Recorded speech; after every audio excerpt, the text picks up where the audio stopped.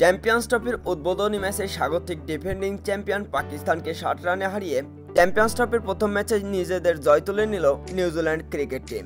Toss হেরে পাকিস্তানের বিপক্ষে ব্যাটিং করতে নেমে নির্ধারিত 50 ওভারে মাত্র 5 উইকেট হারিয়ে বিধ্বংসী ব্যাটিংয়ের উপরে নির্ভর করে 320 রান করে নিউজিল্যান্ড ক্রিকেট টিম। নিউজিল্যান্ডের হয়ে এই দিন দুর্দান্ত বিধ্বংসী ব্যাটিং করেন টম লাথাম এবং উইল ইয়ং। লাথামের 104 বলে 118 এবং 113 বলে 107 রানের বিধ্বংসী ইনিংস উইল ইয়ংয়ের 320 রান করেছিল নিউজিল্যান্ড ক্রিকেট টিম। 321 রানের লক্ষ্যে ব্যাটিং করতে নেমে শুরু থেকে চাপের মুখে পড়ে যায় পাকিস্তান ক্রিকেট টিম।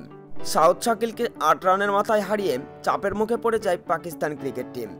এরপরে মোহাম্মদ রিজওয়ান ফাকার জামান থেকে শুরু করে একের পর এক উইকেট হারাতে থাকে পাকিস্তান ক্রিকেট টিম। তবে এক প্রান্ত আগলে রেখে ব্যাটিং করে চলেছিলেন, তবে স্লো ব্যাটিং করেছিলেন এই দিন বাবর আজম। 90 বলে শেষ পর্যন্ত 64 রানে ফেরেন বাবর আজমও। মিডল অর্ডারে অবশ্য ব্যাটের হাল ধরেছিল সালমান আগা, তবে ইনিংসটাকে খুব একটা বড় করতে পারেনি সালমান আগা। 28 বলে 42 রান করে স্মিথের বলে তিনিও ফিরেছেন প্যাভিলিয়নে। সালমান আঘার পরে দলের হাল ধরেছিল অলরাউন্ডার খুশদিল শাহ। নিউজিল্যান্ডের বিপক্ষে এই দিন বিধ্বংসী ব্যাটিং করে খুশদিল শাহ। 49 বলে 69 রানের বিধ্বংসী এক ইনিংস খেলেন খুশদিল শাহ, তবে শেষ রক্ষা করতে পারেনি খুশদিল শাহ। ও রুখের বলে বাউন্ডারি লাইনে ক্যাচ আউট হয়ে প্যাভিলিয়নে ফেরেন।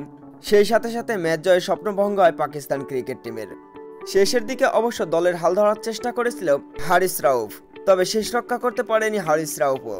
শেষ পর্যন্ত 47 ওভার 2 বলে 260 রান করে অল আউট হয়ে যায় পাকিস্তানি ব্যাটাররা।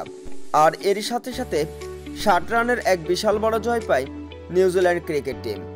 আর এই জয় নিয়ে চ্যাম্পিয়ন্স ট্রফিতে আরও এক ধাপ উপরের দিকে উঠে গেল নিউজিল্যান্ড ক্রিকেট টিম।